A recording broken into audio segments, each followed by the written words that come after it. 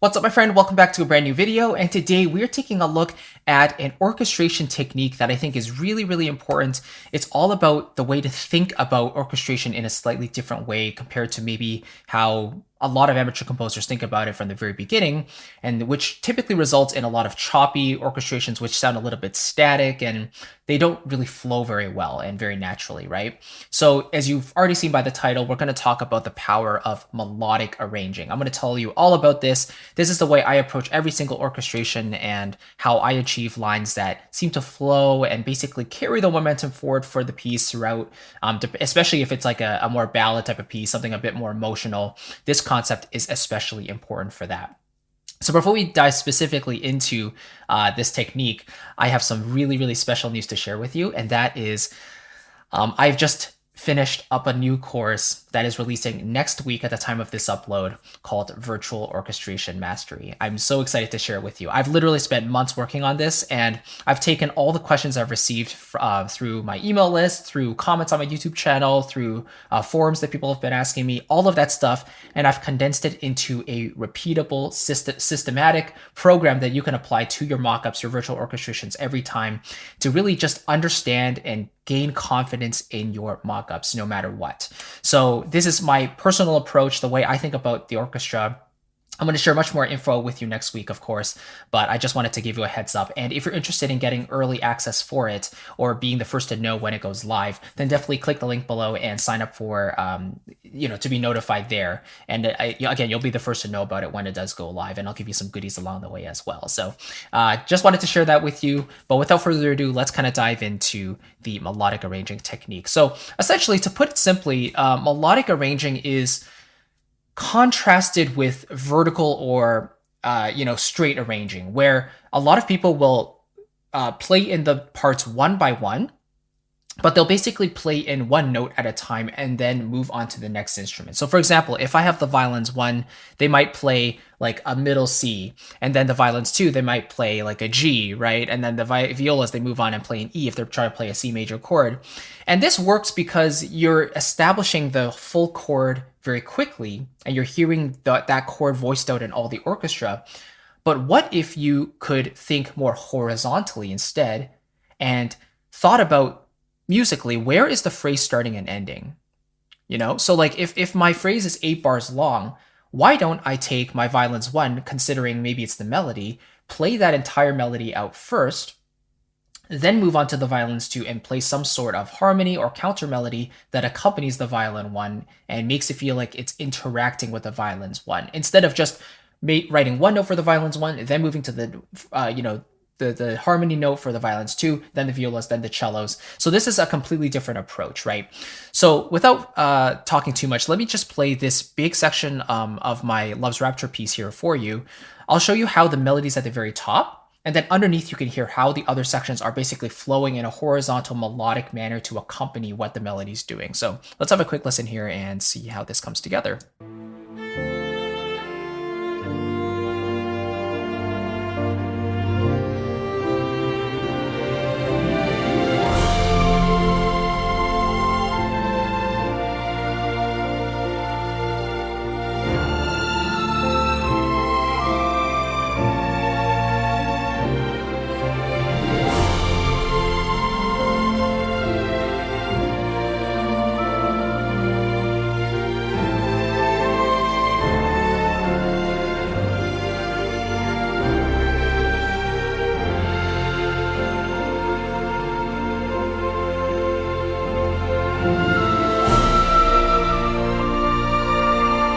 Okay, and then it continues on to the B section after that. So you can see I was going for a very romantic, passionate performance, but the only way you can achieve this type of thing is if you think in a phrasing, musical type of perspective, rather than thinking chord by chord or note by note. There are exceptions, but I think this is the most foolproof way to do it.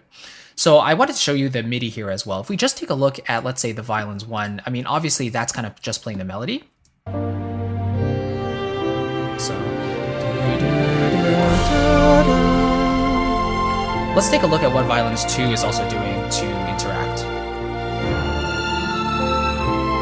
See, it's kind of melodic as well, right? But for the majority of this, it's kind of following the shape of violins 1. It's kind of moving up with it, down with it, and it's playing chord tones, of course. Usually it's the 3rd or the 5th to fill out the chord a bit more. And then as I go a little bit higher, I want more of that color, so maybe I'll do like a 6th interval or a 3rd interval.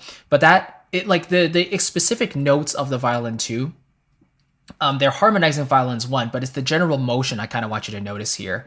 It's basically following the shape of the violins 1, having a sort of a harmonic support role here, right? It's not like I'm just, writing one note at a time and then I'm just like, okay, now let's move on to the next note in the violins 1. Okay, now the next note. It's playing the entire phrase all the way to the end and then moving on to the next instrument and playing the corresponding phrase and, making sure that I'm writing the mod wheel as well, because when you play the parts in live, you can definitely input some modulation to basically accentuate the musicality you're going for. So you can see as the phrase builds into the climax, you rise up, you get that big melodic shape, and then as it falls, it tapers down. As it peaks back up, it goes back up and goes back down, right? So there's a lot of modulation and expression happening here to create that sense of musicality with the dynamics and the, dynamic layers and such. And then let's take a look at the violas. Now, the violas here are a little bit different. Let's see. So you can already see like this part right here. The violas already have a much more independent role on the bottom here. You can see as these notes here on the top in the violins are holding longer note values, the violas are responding with shorter note values. So this is sort of a counter melodic role now. So to create a bit of independence, I didn't want to have the viola play the exact same rhythm as the violins were doing in the top in the violins 1 and 2, So I wanted the violas to still harmonize and feel like it's accompanying the violins, but I also wanted it to feel a little more independent as well. Here's another case. You see the notes longer here, holding a longer note, so that means the violas can take a moment to kind of dip down, come back up. Let's have a quick listen here. Maybe I'll just solo up the string section here. So let's hear maybe just the violins and the violas. So the violas on the bottom, of course. Hold together. Now rise up. Hold a longer note together. Rise up.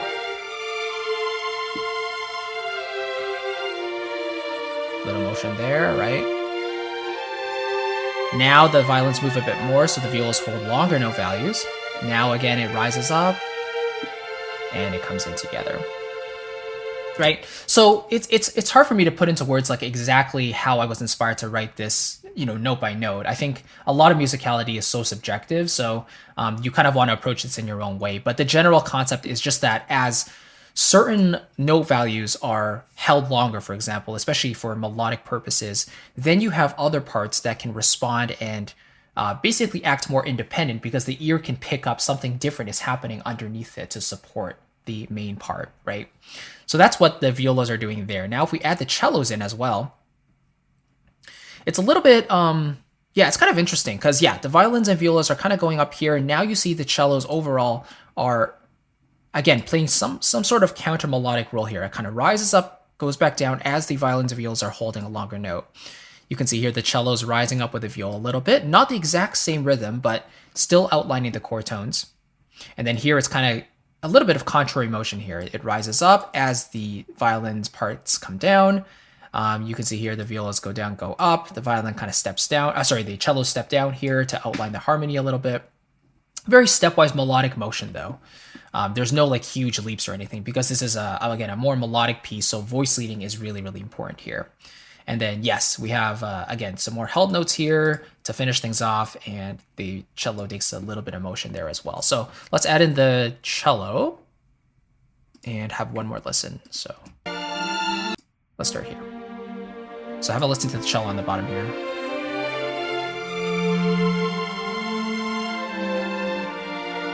Hold the chord together because the piano is also playing in between as well, so there's a bit of motion as well.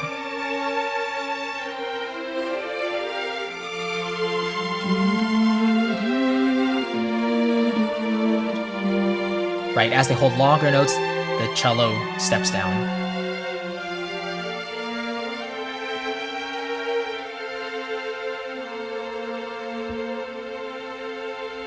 So the way I think about it is like I'm trying to establish the general line first. I want to get the vibe with these different sections first, and then I can always go in and tweak the specific notes to make sure that they're hitting the right chord tones I'm aiming for, right? Like for example, if I'm trying to get a dominant 7 flat 9, then obviously the flat 9 has to come through. And in this case, because we have the melody playing the tonic note, it has like the extension, the flat 9 has to go in one of the lower voices. In this case, I thought, why not put it in the cello, because it's a very warm sound and it would fill up the mid-range really, really nicely. So that's the idea there.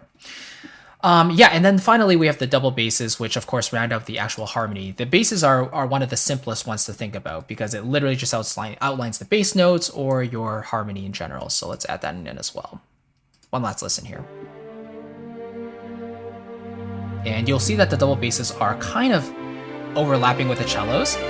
Keep in mind, this is CSS, so the double basses actually sound an octave lower than written. So that's why we don't see a double bass line here at the very bottom. But you see here, it really dips down there to outline that minor 4 chord, back to the 5, back to the 1.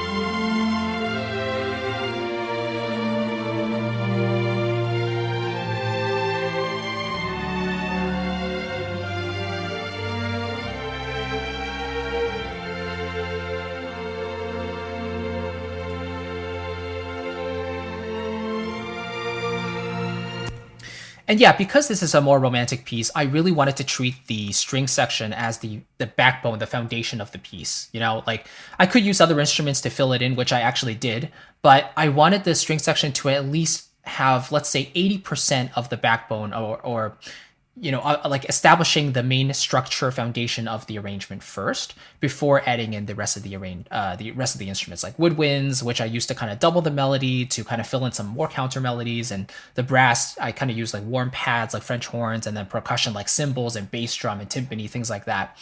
But the string section is so important in this type of context, and that's why having this sort of melodic motion, incorporating some contrary motion here and there, right? Just thinking from a more melodic perspective, that can really influence the way your parts sound in terms of counter melody and how they sound more individual and more independent overall, So hopefully this kind of makes sense. I mean, this is like 5 different sections, right? So there's kind of a lot to look over, but the way I tend to arrange for strings is I will either start with the melody first, if like assuming the melody's in the violins 1, then I will outline the bass, the double basses to establish the bass notes, the harmony, and that already establishes my highest point and my lowest point. Then everything else goes in the middle, right? So maybe then I'll go with violins 2. Maybe I wanted to harmonize violins 1 more directly. So I'll play that line in. I can even copy and paste the MIDI data from violins 1 to 2, tweak some notes there, something like that. And then for the most part, I tend to use violas and cellos as more counter melodic roles. So I'll maybe record the cellos first, make sure they're not too close to the double basses because it will muddy up the frequency spectrum, right?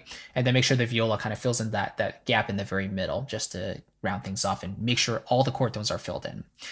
Hopefully that kind of makes sense. And I guarantee you, if you try this approach, if you haven't been doing this already, your arrangements and your lines in general will feel so much smoother and they'll just feel so much more natural. And it'll really give you the sense of putting yourself in the shoes of the musician, which is so, so important, because at the end of the day, we're trying to make the sample sound musical. It's really hard to do that if we're just arranging note by note, instrument by instrument, and not thinking in the context of a fuller phrase.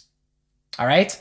So I appreciate you watching. Thank you so much. Again, if you want to be notified instantly when Virtual Orchestration Mastery goes live, I'm going to be diving much more into this sort of thing and also talking about sample library techniques and arranging a piece from start to finish in front of you and mixing it as well. Like it's a whole program. It's some like stuff that I'm really excited about, of course.